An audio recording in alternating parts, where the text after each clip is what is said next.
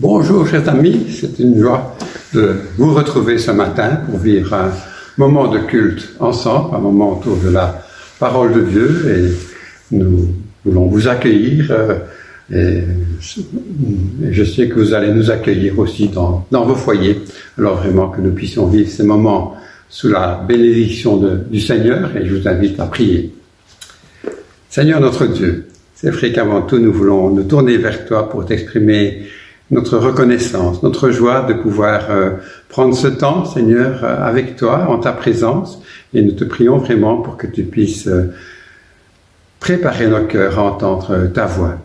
Seigneur, nous voulons te louer, Seigneur, parce que tu as prouvé ton amour en ton Fils Jésus-Christ, tu nous as envoyé ton Esprit Saint, et nous voulons, Seigneur, vraiment te dire toute notre reconnaissance et notre joie de pouvoir partager et écouter ta parole.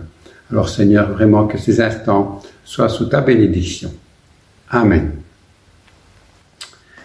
Et je vous invite pour commencer ce culte de voir une lecture dans la parole de Dieu, dans l'évangile de Luc, au chapitre 18. Nous lirons les 8 premiers versets de l'évangile de Luc, chapitre 18. Jésus leur adressa une parabole pour montrer qu'il faut toujours prier et ne point se relâcher. Il dit, il y avait dans une ville un juge qui ne craignait point Dieu.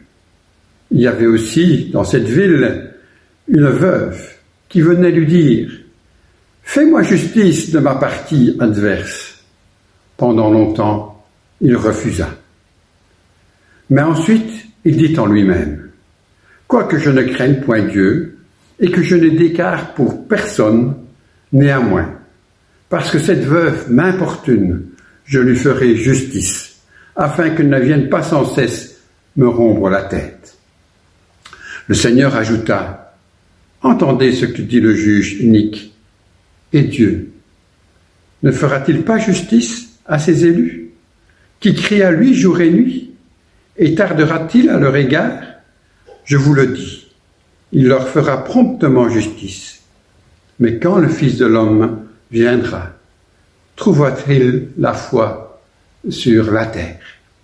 Que Dieu bénisse sa parole, un passage connu de plusieurs d'entre vous, un beau passage, un passage évidemment qui est là pour nous apprendre, nous enseigner. C'est ce que Jésus est venu faire en venant parmi nous.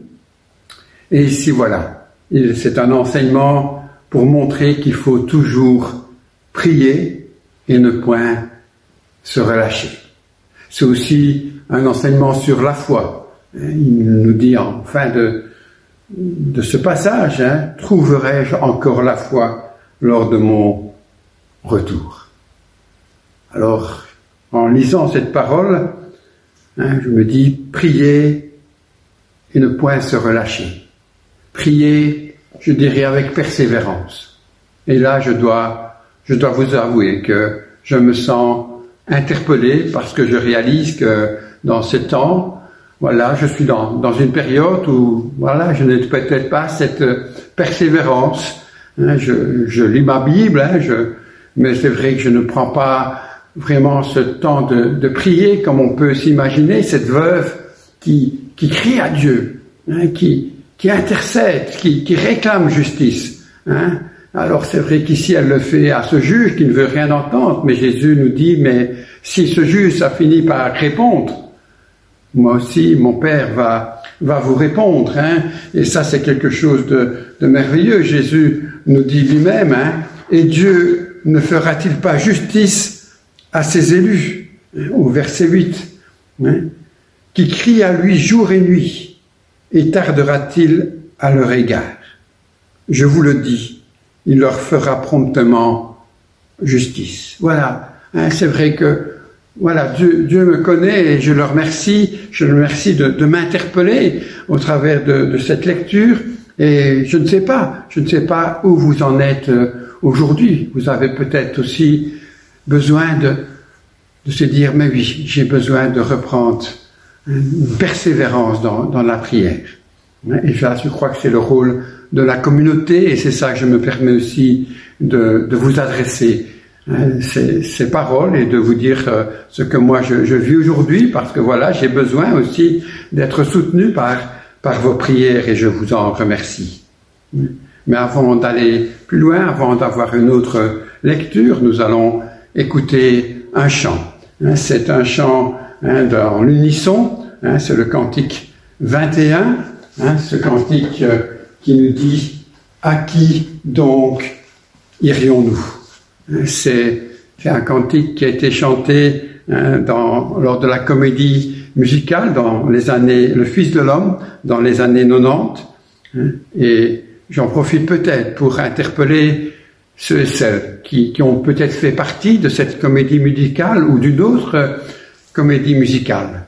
Et puis, au travers de ces comédies, on vit des choses avec Dieu. Et puis on participe à la communauté, on s'intègre dans l'armée du salut, et puis voilà, plusieurs ont été blessés, déçus, fatigués, je ne sais, et ont quitté peut-être un peu, ou se sont éloignés de Dieu.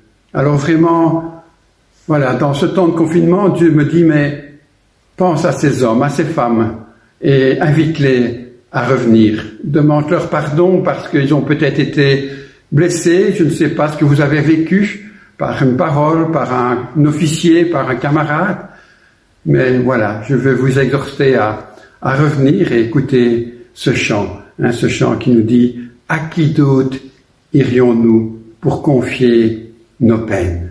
À qui d'autre irions-nous qu'à toi? Où trouver un ami qui toujours comprenne et qui nous aime comme toi ?» Réfléchissons en écoutant ce chant.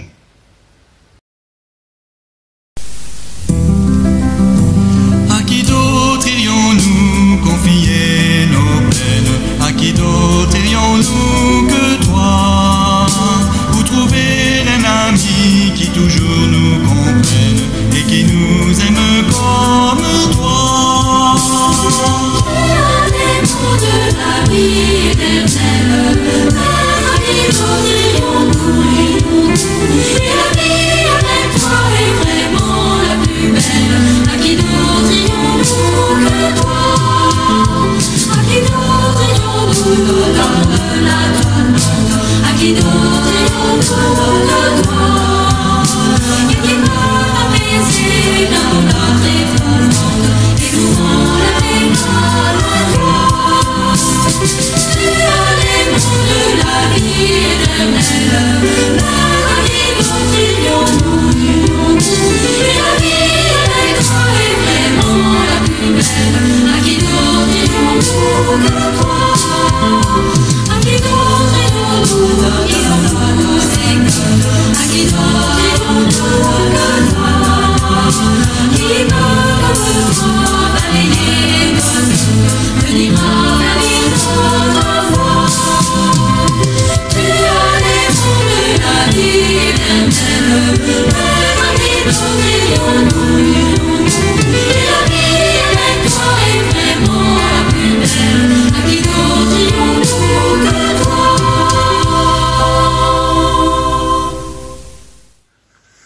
Quelle merveilleuse parole. À qui d'autre irions-nous qu'à lui? Est-ce qu'on est conscient de cet amour de Dieu? Pour chacun de nous, il est là, il est prêt à nous écouter, à t'écouter, toi qui es là. Et ça, c'est quelque chose de tellement interpellant, de se dire que Dieu, que Jésus est là à notre écoute. Nous pouvons venir vers lui. J'aimerais partager une seconde lecture avec vous dans l'évangile de Luc, toujours, au chapitre 8. Nous lirons les versets 43 à 48. Or, il y avait une femme atteinte d'une perte de sang depuis 12 ans et qui avait dépensé tout son bien pour les médecins, sans qu'aucun d'eux ne pût la guérir. Elle s'approcha par derrière et toucha le bord du vêtement de Jésus. Au même instant, la perte de sang s'arrêta. Et Jésus dit, Qui m'a touché? Comme tous s'en défendaient, Pierre et ceux qui l'entouraient, et le prêtre lui disaient, mais maître, la foule t'entoure et te presse. Et tu dis, qui t'a touché?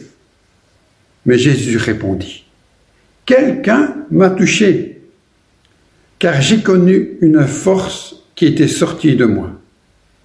La femme, se voyant découverte, vint toute tremblante se jeter à ses pieds et déclara devant tout le peuple pourquoi elle avait touché et comment elle avait été guérie à l'instant. Jésus lui dit, « Ma fille, ta foi t'a sauvée. Va en paix. » Un beau passage. Cette femme, atteinte d'une perte de sang depuis de nombreuses années, 12 ans, c'est long, 12 ans. Et puis, durant cette année, elle a tout essayé. Elle a aussi tout dépensé auprès des médecins, mais elle a certainement essayé d'autres choses. Et rien n'a fait. Et puis, elle a entendu parler de Jésus, on le suppose en tout cas, et sans rien dire. Elle va quand même avoir un acte de foi. Elle va oser, elle va persévérer jusqu'au bout, et elle va certainement devoir bousculer un peu dans la foule, parce qu'on nous dit qu'une foule pressait Jésus, donc on peut s'imaginer qu'elle a dû jouer d'écoute. Et elle a touché Jésus. Et au moment où elle l'a touché, alléluia, elle a réalisé que la perte s'était arrêtée, qu'elle était guérie. Mais Jésus s'arrête. Qui m'a touché? Je ne sais pas si vous imaginez un peu la situation. Une foule qui entoure Jésus. Et Jésus qui sort ces paroles. Qui m'a touché? Un silence. Les disciples essayent d'expliquer à Jésus. Mais Jésus insiste. Qui m'a touché? J'ai senti une force sortir de moi. Quel silence dans cette foule. Cette femme est découverte et ne peut faire qu'une chose, c'est venir aux pieds de Jésus, l'implorer. Qu'est-ce qui s'est passé dans sa tête? Est-ce qu'elle s'est dit, je ne serai plus guérie? Et puis elle vient et devant tout le monde, elle donne la raison de son acte, de son geste. Mais elle parle aussi qu'elle a été guérie. Et c'est peut-être sans doute là, je crois que Jésus veut en venir. Il veut qu'elle témoigne de la puissance de Dieu dans sa vie. De la puissance de Dieu dans sa vie pour quelqu'un qui s'approche de lui. Et cette femme a fait ce pas. Elle s'est approchée, et elle s'est approchée dans la foi d'être guérie. Et contre toute attente, peut-être, Jésus ne va pas la réprimander, loin de là. Il va lui dire ces belles paroles, « Ma fille, ta foi t'a sauvée, va en paix. »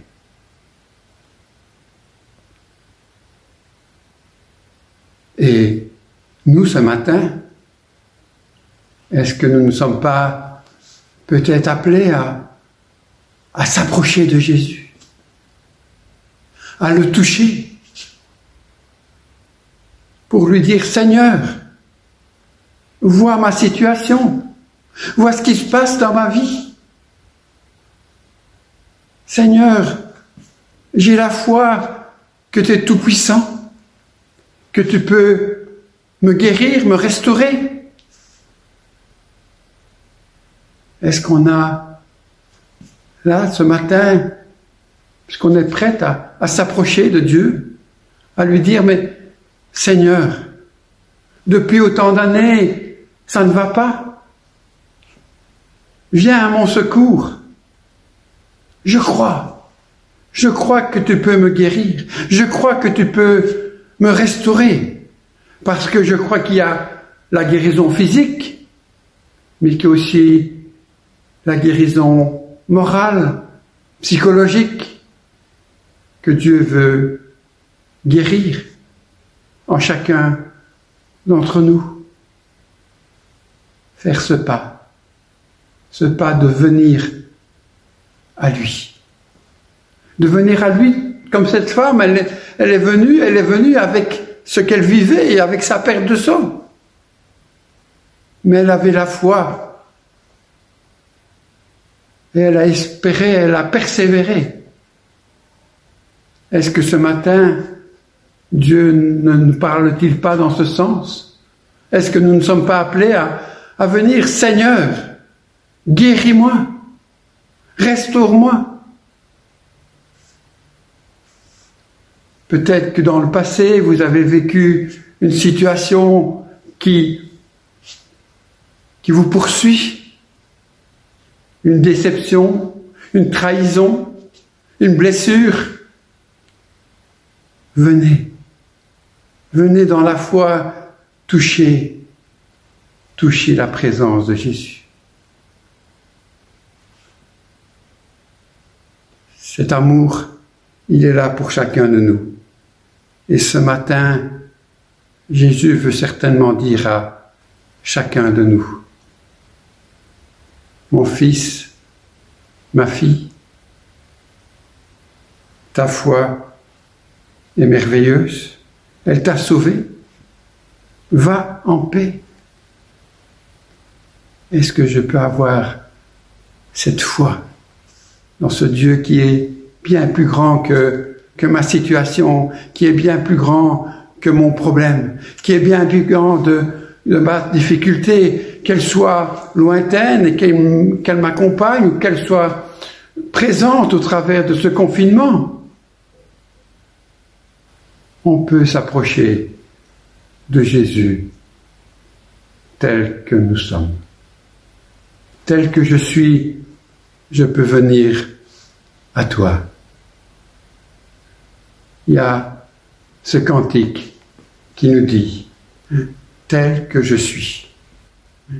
C'est une femme qui a écrit ce cantique après avoir, dans sa jeunesse, été pétillante de vie. Elle a eu un accident et elle se retrouvait paralysée.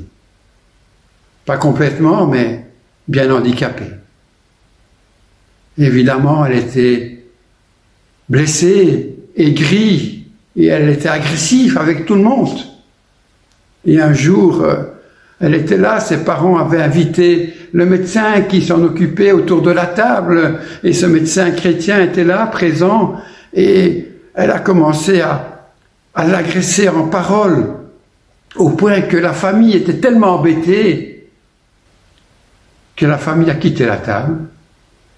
Elle l'a laissée seule avec le médecin. Et puis, le médecin lui a dit, « Moi, je ne peux rien faire, mais tu peux t'approcher de quelqu'un. Il peut faire beaucoup pour toi. » Et cette femme a accepté de venir telle qu'elle était, avec sa colère, sa révolte, sa souffrance, et de se confier à Dieu. Et quelques années plus tard, elle a écrit ce cantique qui nous dit « Tel que je suis, sans rien à moi, sinon ton sang versé pour moi. Et ta voix qui m'appelle à toi, agneau de Dieu, je viens. » Voilà. C'est comme ça que Jésus nous attend, tel que nous sommes, avec ce qu'on est aujourd'hui. Il n'est pas question de mettre un masque, de lui cacher des choses, mais d'être honnête, de dire voilà Seigneur, ce matin, je m'approche de toi. Je vous invite à prier avant d'écouter ce chant. Seigneur notre Dieu, ce matin tu nous parles, tu nous connais, tu connais nos vies et tu nous aimes. Tu nous aimes tellement que tu nous invites à venir vers toi, Seigneur, tels que nous sommes, en sachant que tu es un Dieu qui nous aime, un Dieu qui est là pour nous accueillir, un Dieu qui nous a montré son amour au travers de ton Fils Jésus, et au travers de lui aujourd'hui nous pouvons venir vers toi tels que nous sommes. Alors tu connais chacune ici qui est à l'écoute de ces paroles, et si l'un ou l'autre personne a besoin qu'il puisse faire ce pas de venir vers toi, tel qu'il est aujourd'hui. Parce que je sais que tu es attentif, tu es un Dieu qui écoute, tu es un Dieu qui voit, tu es un Dieu qui répond. Alors vraiment ta grâce soit avec les uns et les autres ce matin, et que ton esprit parle à nos cœurs. Amen. Écoutons ce chant.